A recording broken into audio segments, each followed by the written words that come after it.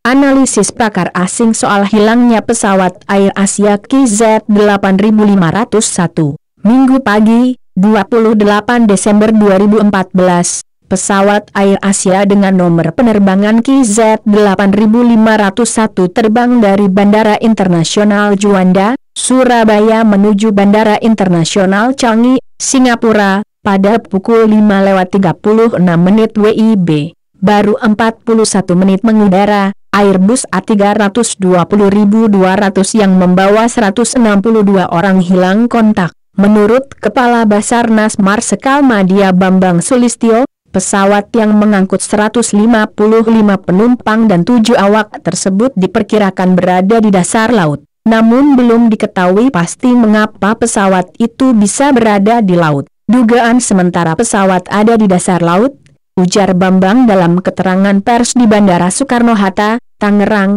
Banten, Senin 29 Desember 2014. Jika memang terjadi sesuatu hingga membuat pesawat hilang kontak, pertanyaan mengemuka, mengapa tak ada pemberitahuan kondisi darurat Mayday dari Kapten Pilot Irianto? Juga tak ada sinyal emergency locator transmitter otomatis dari sistem pesawat. Menurut ahli keamanan penerbangan Australia, Des Ross, alasan kenapa pilot Air Asia KZ8501 tak meneriakkan tanda darurat Mayday karena kemungkinan saat itu si juru terbang sedang sibuk mengendalikan pesawat dan mengurus atau memastikan keselamatan penumpang. Kemungkinan prioritas adalah agar pesawat tetap bisa terbang dan menjamin keselamatan penumpang, ujar Des Ross, seperti dimuat news.com.au. Langkah utama yang dilakukan adalah menemukan solusi atas masalah yang sedang terjadi, imbuh dia.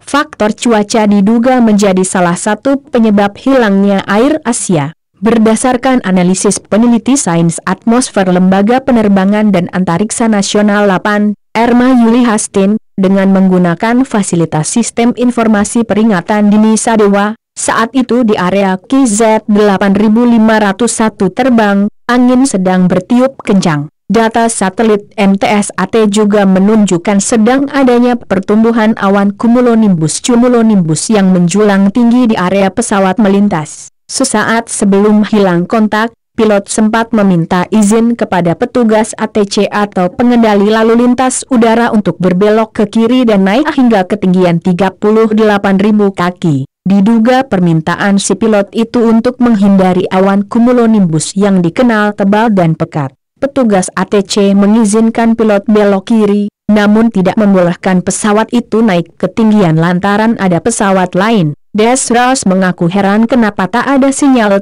jika memang pesawat dalam kondisi darurat.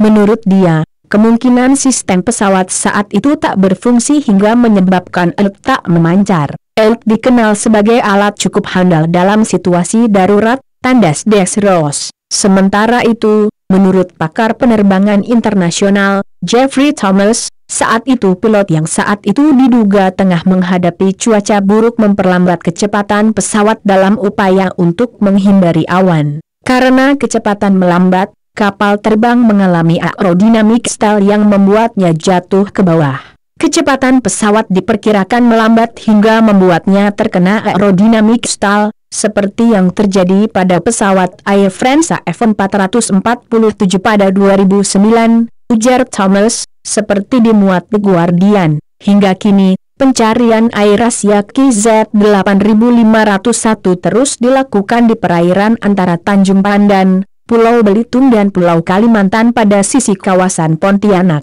Menteri Perhubungan Menhub Ignatius Jonan mengatakan, pencarian Air Asia KZ8501 dengan menggunakan kapal laut akan terus dilakukan tanpa mengenal waktu. Pencarian dengan kapal laut dilakukan 24 jam non-stop. Untuk pencarian yang menggunakan pesawat udara, pencarian akan ditarik bila keadaan sudah gelap, tegas Jonan. Kepala Basarnas Marsikal Madya FHB Sulistyo mengatakan akan memperluas sektor pencarian pesawat Air Asia KZ8501. Proses pencarian selama 2 hari terakhir ini sudah dilakukan di 7 sektor di kawasan Pulau Belitung sampai perairan Selat Karimata. Pada Selasa 30 Desember, Basarnas bakal menambah 4 sektor pencarian. Analisis pakar asing soal hilangnya pesawat Air Asia KZ8501.